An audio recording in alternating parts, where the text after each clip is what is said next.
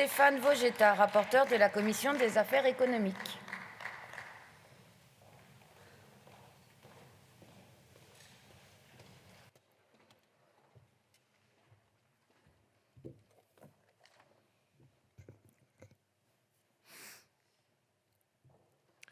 Madame la Présidente, Madame la Ministre, Monsieur le Président de la Commission des affaires économiques, Monsieur le co-rapporteur, chers collègues. Les réseaux sociaux font désormais partie de notre quotidien, que l'on le veuille ou non. Le génie est sorti de la bouteille il y a déjà bien longtemps, et il faut bien le reconnaître qu'il se comporte trop souvent en mauvais génie. Écoutons ainsi les influenceurs Marc et Nadé Blata nous parler d'argent facile. Je cite, « Gagner beaucoup d'argent dans le digital, c'est possible. On l'avait fait avec le copy trading, maintenant avec les crypto-monnaies. Marc n'a plus rien à prouver quand il s'agit de savoir comment faire de l'argent. » Ces discours récurrents sur les réseaux sociaux, qui font miroiter l'argent facile, qui imposent des standards physiques irréalistes et inatteignables, finissent par façonner le développement psychique et cognitif de nos enfants, de nos adolescents, mais aussi de nombreuses femmes et hommes. Les consommateurs et les épargnants, quant à eux, ne se contentent plus de réaliser leurs achats en ligne ou d'investir directement sur des plateformes électroniques. Ce sont désormais leurs choix et leurs décisions qui sont dictées et formatées par les réseaux sociaux, à travers des personnes qui promeuvent des produits en échange d'une contrepartie économique. Cela s'appelle l'influence commerciale. Et ceux qui l'exercent, les influenceurs. Leur contenu, au caractère promotionnel, constitue d'ailleurs la principale source de financement pour une activité de création de contenu, souvent par ailleurs créative et passionnante. Cette influence commerciale est devenue un canal stratégique et légitime pour le marketing de nos produits, de nos marques, de nos annonceurs. Un canal qui brasse des milliards d'euros et un canal qui, dans sa grande majorité, se comporte d'une manière éthique et légale. Mais pas toujours. Trop souvent, des influenceurs commerciaux, parfois par naïveté, mais trop souvent à dessein et de manière organisée, contournent la loi dans leur recherche d'un gain personnel basé sur la tromperie d'un consommateur pris au piège par la confiance installée entre l'influenceur et son audience. Ça s'appelle tout simplement des arnaques. Arnaques au dropshipping, aux abonnements cachés, au CPF, aux pratiques médicales douteuses, arnaques copy trading, structures pyramidales. Les exemples abondent, hélas. Nous sommes donc ici aujourd'hui pour encadrer cette activité d'influence commerciale, mais aussi pour mettre fin à ces dérives. Pour dire aux victimes de ces dérives, nous vous avons entendus. Ces victimes, elles existent, nous les avons reçues dans nos bureaux, en commission des affaires économiques.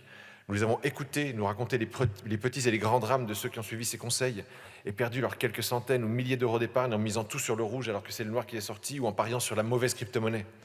Ou encore ces histoires dramatiques de pratiques médicales bâclées ou frauduleuses et dont les victimes porteront les stigmates bien longtemps dans leur chair et dans leur âme. C'est aussi au nom de ces victimes que nous devons agir. Et plutôt que citer un rappeur, aujourd'hui je préfère convoquer les mots de Bono, le leader du groupe U2, que j'ai entendu un jour expliquer qu'on peut être en désaccord sur presque tout.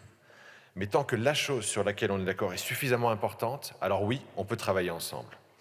Arthur Delaporte et moi, nous ne partageons pas les mêmes idées. Nul besoin d'étaler ici la liste de nos nombreux désaccords.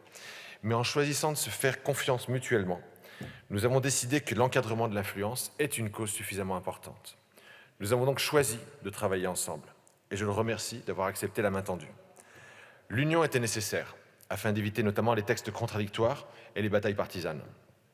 Je tiens aussi à remercier tous nos collègues autour de l'hémicycle qui ont voulu travailler avec nous. Merci de m'avoir démontré notamment que nous pouvons parfois oublier nos discords habituels. Je remercie enfin le groupe Renaissance qui, pour son soutien et sa volonté de relever ce défi, illustre une volonté, notamment illustrée par le temps d'examen concédé à ce texte sur la niche Renaissance. Ce texte nourrit évidemment, bien sûr, des conclusions des travaux du ministère de l'économie et des finances, du ministère de la consommation et du numérique. Je pense notamment aux tables rondes de Bercy qui ont réuni toutes les parties prenantes du secteur, ainsi qu'à la consultation publique qui a rassemblé des dizaines de milliers de contributions. Ce texte, in fine, n'obéit qu'à une boussole, protéger les consommateurs. Une boussole avec ses 4 points cardinaux. Clarifier, encadrer, responsabiliser et éduquer. La clarification des règles, Arthur Delaporte vient de l'évoquer. L'encadrement, c'est rendre obligatoire l'établissement d'un contrat écrit entre l'influenceur et son agence ou son annonceur. C'est aussi rendre l'application de la loi française incontournable et s'assurer que la responsabilité civile des acteurs soit engagée. Et ce, même s'ils exercent leur activité depuis l'étranger. La responsabilisation, c'est reprendre le règlement européen sur les services numériques, le DSA, et l'appliquer à l'influence commerciale, pour ainsi imposer aux plateformes une série d'obligations, pour que soient mis à disposition du public des outils de signalement efficaces et pour que les plateformes répondent aux signalements et collaborent avec nos autorités. Et enfin, car il faut toujours penser d'abord à notre jeunesse, l'éducation, c'est intégrer la notion de sensibilisation contre les dangers d'ordre commercial au sein de la formation aux risques numériques dispensée dans nos établissements scolaires. Tout cela aboutit sur un texte qui propose d'établir pour la première fois en Europe un encadrement transversal de l'acte d'influence commerciale. Un texte qui pourra sans doute inspirer d'autres pays, voire même l'Europe. Enfin, si vous me le permettez, je ne peux pas conclure mon propos sans avoir un mot pour ma responsable de texte, Violette Spielbout, qui a subi mardi une agression intolérable. Merci à toi, Violette, d'être parmi nous ce matin, malgré tout. Merci donc pour ton courage et pour ton engagement, notamment au service de cette cause qui, je le sais, te tient, comme à nous tous, particulièrement à cœur. Merci. La parole est à